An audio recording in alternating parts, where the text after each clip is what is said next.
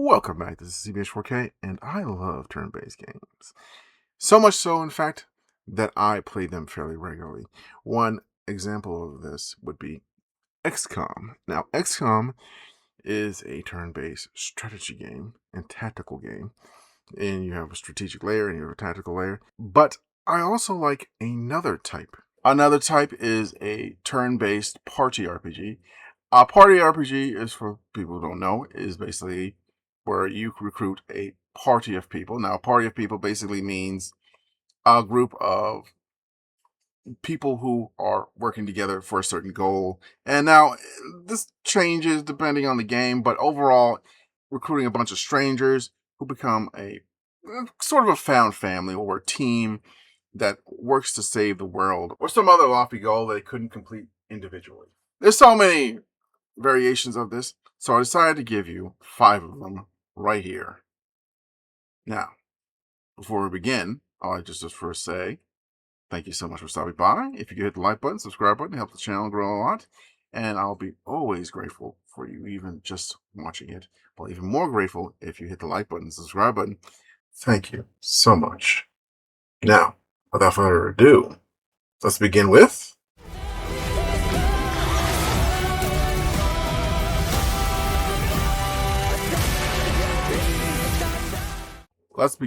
Expedition 33.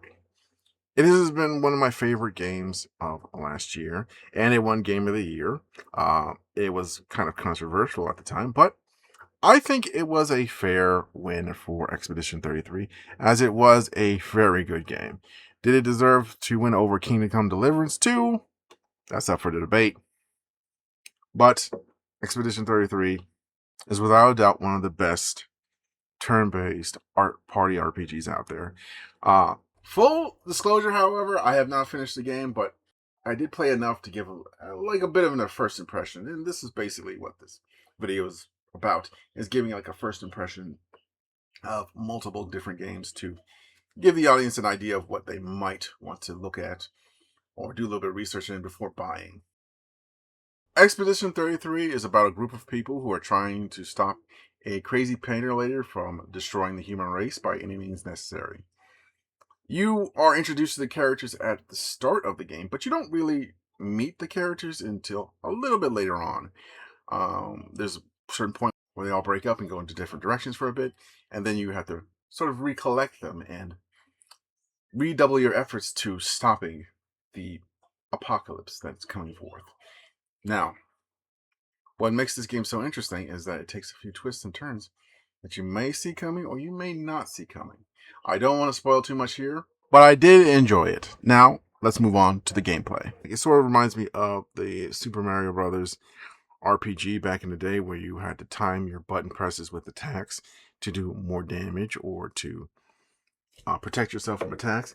It adds a little bit of spice to a basic gameplay mechanic that we all know about when we play with a turn-based game, but it gives you something to do while the turn is going forward. Gives it an action-packed feeling when you dodge an attack or you block an attack or you do extra damage with your spells and such. But that being said, I can understand if you told me that you had trouble nailing the timing with it at first, but I think overall you might be able to get it down.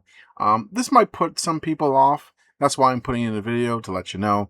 It's a little bit difficult at first, but once you adjust to it, you'll be able to hit it for the most part. Would I recommend this game for new people to the party RPG genre? Well, yes, and a little bit no, because it's a little too different from what the standard is for me to say that this should be a good introduction for it. But if you're really new to turn-based games, I would say give this a shot. It might make you into a brand new convert. That being said, I do recommend this game for people who've played other turn-based games and other RPGs and other party RPGs. It's a great example of most of those games, as well as a great time sink. You will lose track of time with this a bit, so be wary of that. It's also a very large game, so it'll take up a lot of time. If you don't have a lot of time on your hands to play a game like this, then I couldn't recommend it for you. Overall, it's a great game. Is it better than Kingdom Come Deliverance? Who knows? Okay, on to the next one.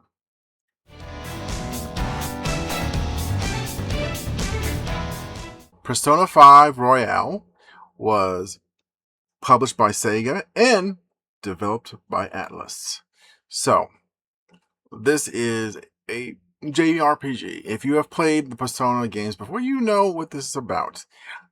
I have played the first Persona way back in the day. It was difficult to find, but I was able to get one, and I played it on my original PlayStation. That was talk about the Stone Age. Anyway, I'll do a quick summary of the overall story elements in a Persona game. You're basically a person, a high schooler, if you will, who is finding the other persona themselves and in other people as well. And there's a bunch of dragons and magical fights and stuff like that with mythological creatures.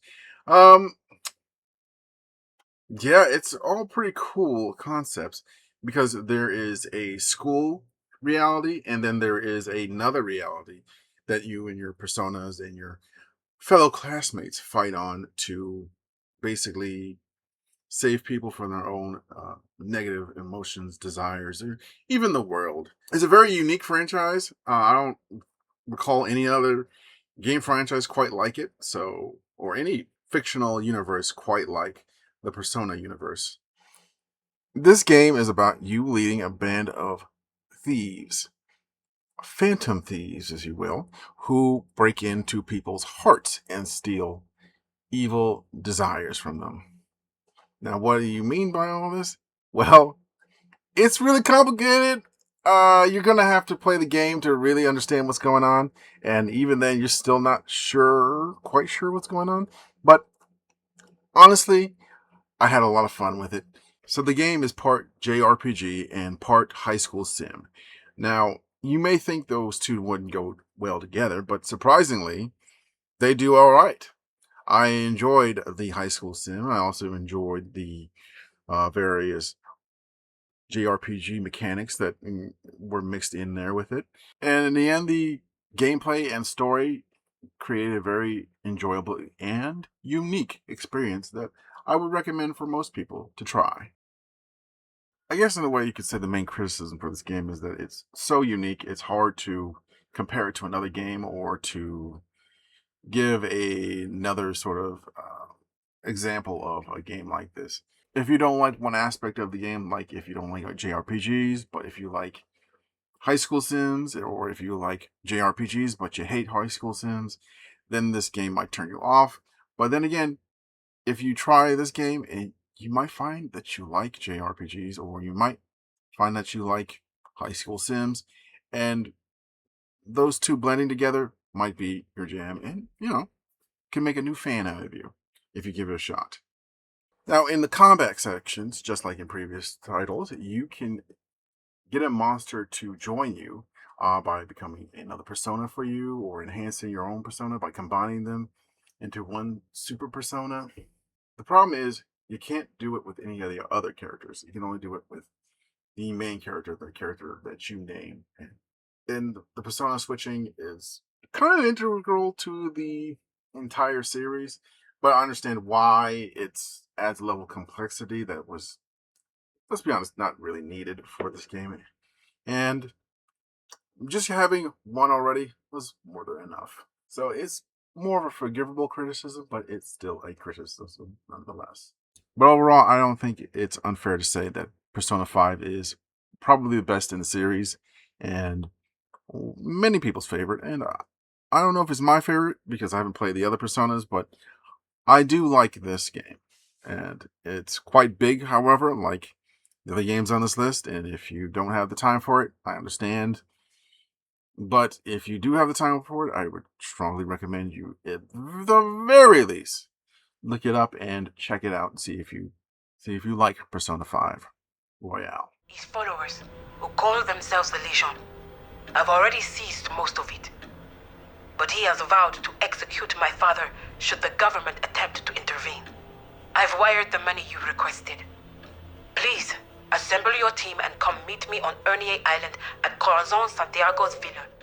Okay, for this one, I'm stretching the theme of party RPG just a bit. But if you ask me, Jagged Alliance 3 does fit that party RPG theme to a T. I'm going to take a shot and say you've never played a Jagged Alliance game before. You see what I did there? There was a pun in that. But it's basically a XCOM-like game, but you, instead of having random or procedurally generated characters, you actually have one custom character, and the rest of them are handcrafted by the developers. And they do have interesting backstories, and they do have really unique dialogues within the story, depending on who you take with you. Also, they don't always get along with each other. Sometimes there's infighting, sometimes there's a bit of rivalries that come up in between the various mercenaries you can hire to be a part of your mercenary team that's here to save a impoverished country from a brutal dictator and reinstall its rightful rulers. But everything starts to go pear-shaped at certain points in the game, and it's not due to, well, your decisions. It's due to various other problems that the game throws your way. This game really puts you on a course of finding ways to be creative in not just in combat, but in the strategic layer, where you basically train troops, you fortify different areas with your own personal militia, you maintain a solid income, and the way you maintain income is by taking over certain mines and such, and basically defending your territory from enemy incursion with either your mercenaries or with the militia you've trained up, or with a combination of both. Now, that being said, you do have tools to help you, like the ability to modify your equipment, such as your guns. Now, that being said, you do have tools to help you, like the ability to modify your equipment, such as your guns, as well as the ability to level up your mercs and give them various perks that will enhance their abilities. Now, this game isn't perfect. Like all the games, it has its flaws. Its major flaw is that it's kind of tedious and micromanaged focused, and if you're not into that, you're not going to really like it. Also, it's incredibly difficult. Uh, some people will struggle with it, and I know I struggled with it at various points, and I kind of put it down because, let's be honest, unless you're really willing to commit full on to it, you're not going to be really able to advance or have a good time with it. So I wouldn't recommend it for people who are looking for a much easier or much more to the point experience than with Jagged Alliance 3, because you'll be messing around a lot in menus and you'll be getting into really tough fights at various points in the game. So, yeah, keep that in mind for this title. But for people who like the old school XCOM, and I mean the old school XCOM from the 1990s, you might enjoy this game. I will be the last. And you will go first. Please!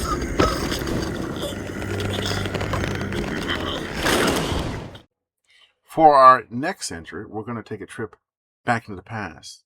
Back when BioWare was still making good games. And one of their best games, in my opinion, is Baldur's Gate 2, Shadows of Amin, or Amin. I was never quite sure.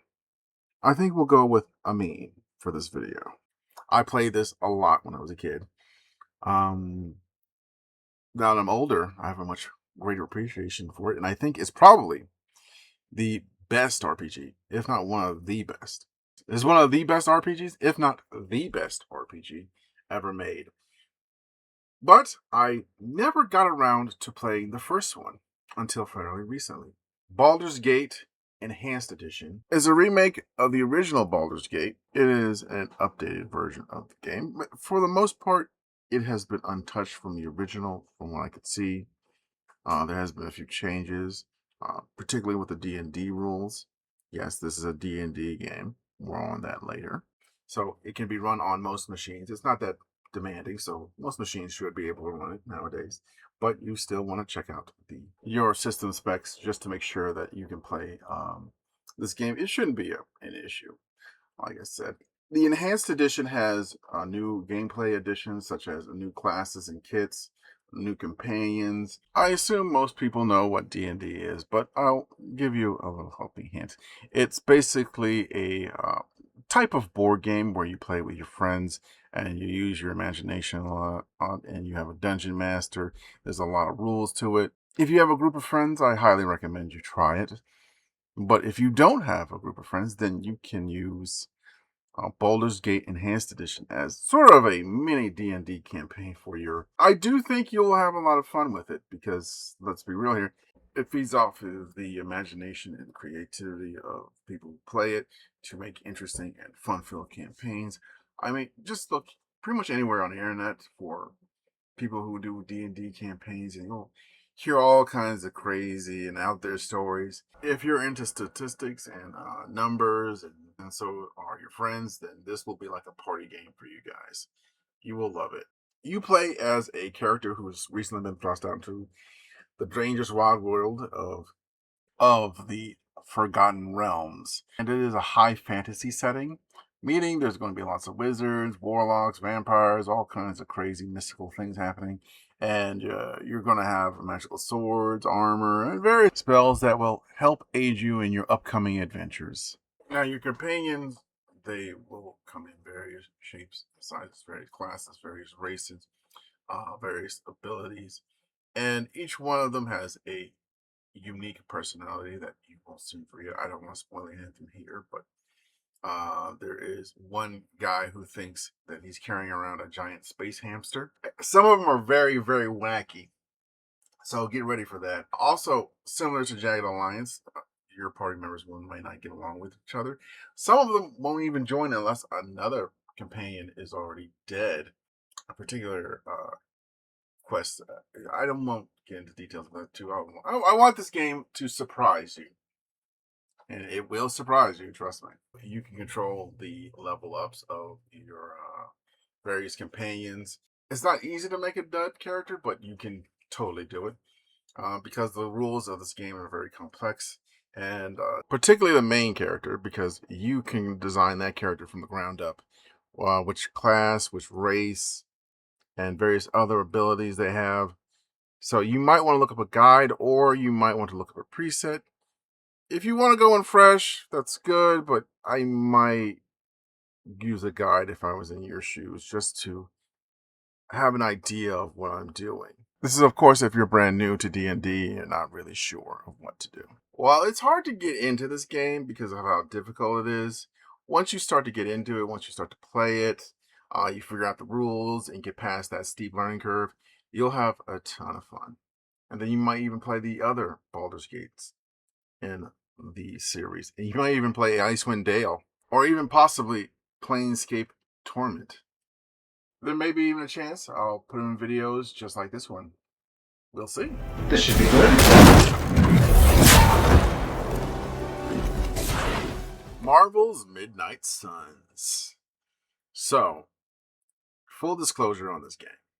I did not like it when it first came out. I did not want to play it.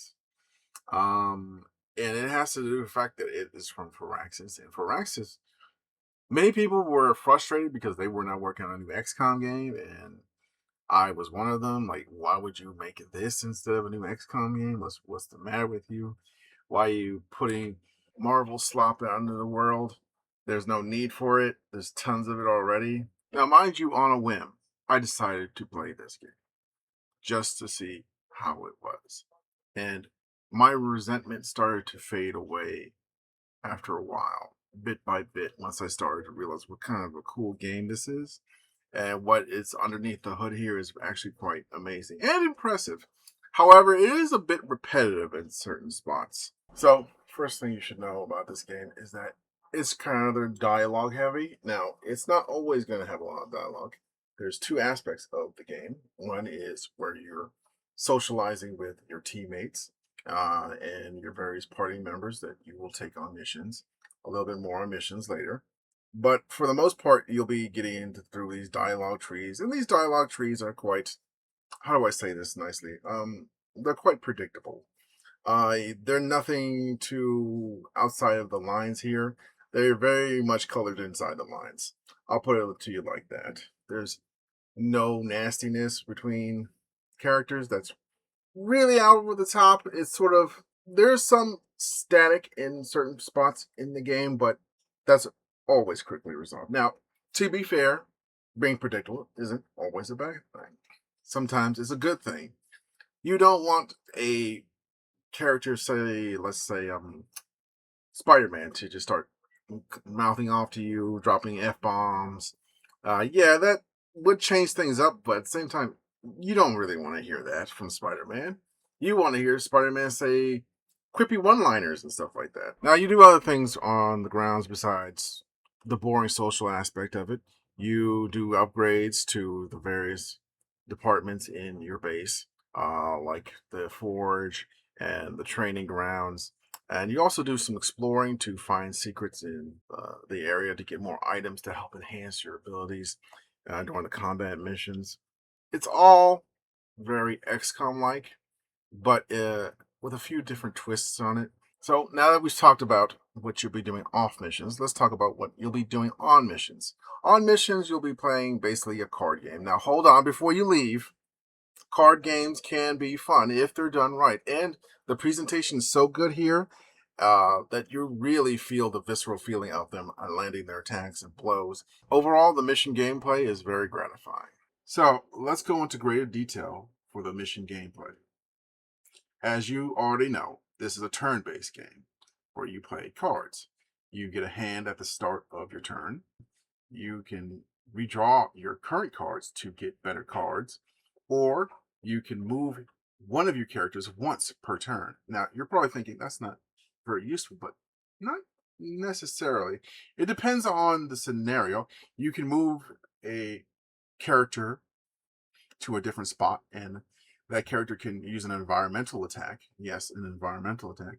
This costs something called heroism, and heroism is derived from you using certain cards. Also, certain attack cards have a directional component to them, so it will help you a great deal if you angle up your attacks better by moving said character in a certain spot. Now, each character has their own specific set of cards that they can use. But if you want to use them in battle, you have to edit a deck, and each character has their own specific deck. But to edit their own deck, you have to keep in mind certain restrictions on it, like you can only have a certain amount of attack cards, and a certain amount of hero cards, etc. And you have to keep in mind the special abilities of each superhero as well, and the various combinations. It's all very intricate and complex, but it's surprisingly fun and satisfying. If you enjoyed this video, rest assured there are other lists like this on my channel with turn-based games with different themes. Go ahead and click on this video's end card and I'll take you right there. And I'll see you there. Thanks for watching.